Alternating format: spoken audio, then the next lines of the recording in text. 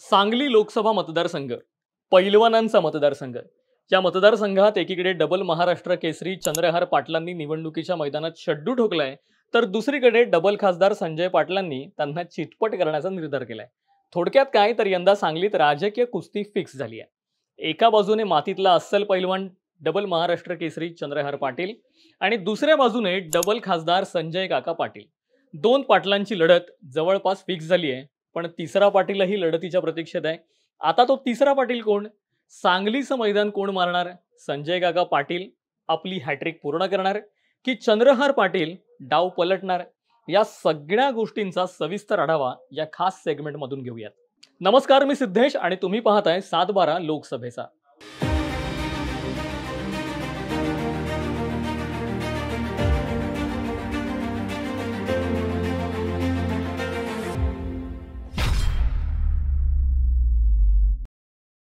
आता थेट सांगलीचा भूगोल पाहूयात. सांगली मतदारसंघ हा खुल्या प्रवर्गामध्ये येतो. या लोकसभा मतदारसंघात एकूण 6 विधानसभा मतदारसंघ येतात. त्यातला पहिला मिरज, दुसरा सांगली, तिसरा पलूस, चौथा खानापूर, पाचवा तासगाव कपटे आणि 6वा जत. सांगलीत सध्या भाजपचा दबदबा आहे, कारण संजय पाटील सारखा तगडा उमेदवार भाजपच्या गोटात आहे. आता संजय पाटलांना आम्ही तगडे उमेदवार का म्हटलो, असा प्रश्न तुम्हाला जर का पडला असेल तर तुम्हाला हे आकडे पाहावे लागतील. 2014ला संजय पाटलांनी मोदी लाटेचा पुरेपूर फायदा घेतला. भाजपच्या संजय पाटलांनी काँग्रेसच्या प्रतीक पाटलांचा तब्बल 2,39,292 मतांनी दारुण पराभव केला. 2009 साली प्रतीक पाटलांनी ज्या मतदारसंघातून गुलाल उधळला होता, त्याच सांगलीत प्रतीक पाटलांचा दारुण पराभव झाला होता. संजय पाटलांनी फक्त 2014लाच त्यांनी मैदान मारलं असं नाही, तर 2019लाही सांगलीत संजय पाटील फॅक्टर जोरदार चालला. संजय पाटलांनी 2014ला प्रतीक पाटलांना हरवलं, नंतर 2019ला विशाल पाटलांना नमवलं. संजय पाटलांनी स्वाभिमानीच्या विशाल पाटलांनाही तब्बल 1,64,352 मतांनी पराभूत केलंय. मतांच्या या फरकावरून तुम्हाला मतदारसंघातली भाजपची ताकद समजू शकते. पण ही ताकद भाजपची आहे की भाजपनं दिलेल्या उमेदवाराची म्हणजे संजय पाटलांची आहे, हा देखील महत्वाचा प्रश्न आहे. या प्रश्नाचं उत्तर मिळेलच, पण त्याआधी एक छोटीशी आठवण. तुम्ही हा व्हिडिओ यूट्यूबवरती पाहत असाल तर साम टीव्हीचं चॅनल सबस्क्राईब करा. तसंच नवनवीन व्हिडिओ पाहण्यासाठी बेल आयकॉनला क्लिक करायला विसरू नका. आणि जर फेसबुकवरून हा व्हिडिओ तुमच्यापर्यंत पोहोचला असेल तर सामच्या फेसबुक पेजला फॉलो करा. तर या मतदारसंघात ताकद संजय पाटलांची आहे की भाजपच्या कमळ चिन्हाची, हे समजून घेण्यासाठी आपल्याला पक्षाला मिळालेल्या मतांची टक्केवारी समजून घ्यावी लागेल. स्क्रीनवर तुम्ही पाहू शकता 2014च्या मोदी लाटेत एकट्या भाजपने अर्ध्यापेक्षा जास्त म्हणजे तब्बल 58.43% मतं घेतली होती आणि काँग्रेस काठावर म्हणजे 35.57% होती. 2014ला या मतदारसंघात आम आदमी पार्टीनेही एंट्री मारल्याचं दिसतंय, पण त्यांच्या झोळीत 1% मतं आली नाहीत. पण 2019ची आकडेवारी पहा, त्यात तुम्हाला वंचितने मुसंडी मारल्याचं दिसेल. 2014ला कुठेच नसणाऱ्या वंचितने 2019ला थेट 25.23% मतं घेतली आहेत, ज्याचा सर्वाधिक तोटा स्वाभिमानीला झालेला दिसतो. वंचितमुळे स्वाभिमानीला केवळ 28.96% मतं मिळवता आली. केवळ वंचित आणि स्वाभिमानी यांची टक्केवारी जरी एकत्र केली तरी ती 50%पेक्षा जास्त म्हणजे भाजपला मिळालेल्या 42%पेक्षा जास्त होते.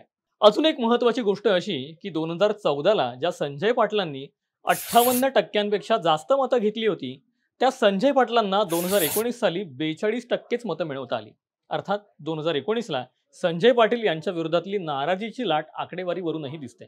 पण विरोधकांची मतं विभागल्याचा त्यांना थेट फायदा झाल्याचं दिसतंय. आता या मतदारसंघात कोणत्या पक्षाचे किती आमदार आहेत तेही पाहूयात, म्हणजे पुढचं चित्र अजून स्पष्ट होईल. 2014 साली मोदी लाटेत 6 पैकी भाजपचे 3 आमदार निवडून आले, पण 2019 साली त्यांचा एक आमदार कमी झाल्याचं पाहायला मिळत आहे. थोडक्यात या मतदारसंघात कुठल्याच पक्षाचं असं एकहाती वर्चस्व पाहायला मिळत नाहीये. भाजप काँग्रेस 2-2 आणि राष्ट्रवादी शिवसेना प्रत्येकी 1-1 2019 साली पाहायला मिळाली आहे. म्हणजे 2019ला पक्षीय बलाबल समसमान वाटले गेले. यावरून एक गोष्ट स्पष्ट झाली, सांगली लोकसभा मतदारसंघात जितकं भाजप या पक्षाचं वलय आहे, तितकंच संजय पाटील यांच्या नावाभोवतीही आहे. म्हणून सलग तिसऱ्यांदा भाजपने संजय पाटलांवरती विश्वास टाकलाय. आता तुम्ही स्क्रीनवरची आकडेवारी पाहिली ती 2019च्या विधानसभा निवडणूक झाल्यानंतरची होती. पण यानंतर आपल्या महाराष्ट्रात काही इंटरेस्टिंग घडामोडी घडल्या. 2-2 पक्षफुटी झाल्यात, सत्तांतर झालं, पक्ष कुणाचा, चिन्ह कुणाचं याचं प्रकरण थेट सुप्रीम कोर्टापर्यंत गेलं. त्यामुळे आता कुणाचं पारडं किती जड आहे हा गुंतागुंतीचा विषय झालाय, पण आम्ही त्याचाही डेटा काढलाय.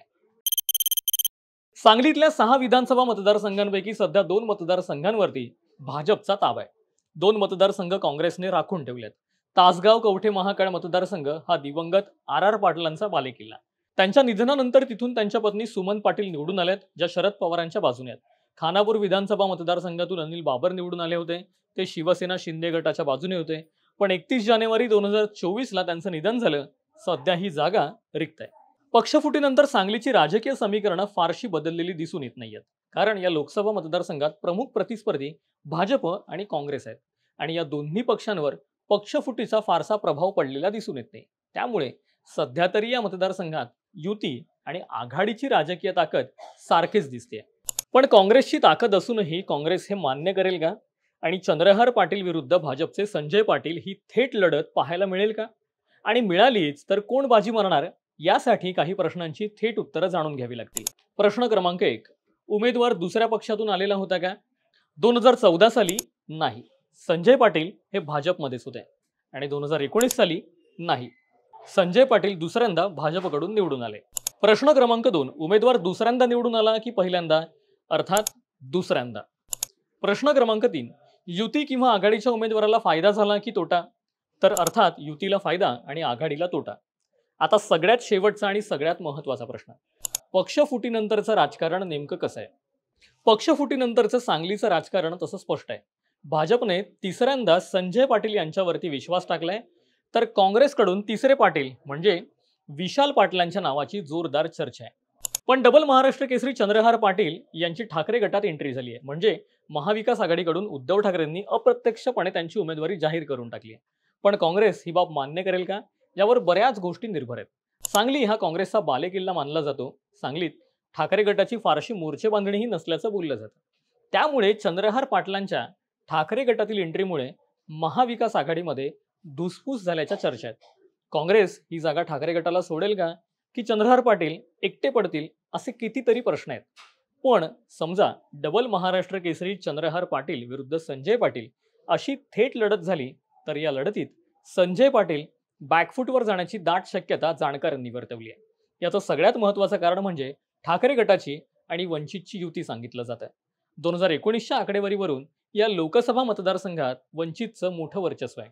त्यामुळे वंचितने आपली सगळी ताकद चंद्रहार पाटलांच्या बाजूने लावली तर संजय काका पाटलांना जड जाऊ शकतं, असं राजकीय जाणकारांचं मत आहे. पण काँग्रेस आपली जागा ठाकरे गटाला सोडेल का? हा सगळ्यात महत्त्वाचा प्रश्न आहे. त्यामुळे संजय पाटील यांचा सामना आता कुणाबरोबर होतो? डबल महाराष्ट्र केसरी चंद्रहार पाटील राजकीय आखाड्यातही शड्डू ठोकतात का? या सगळ्यात काँग्रेस काय भूमिका घेतं आणि वंचित आपली ताकद महाविकास आघाडीच्या बाजूने लावतं का? या सगळ्या गोष्टींवरती सांगली लोकसभेचं भवितव्य अवलंबून असणार आहे.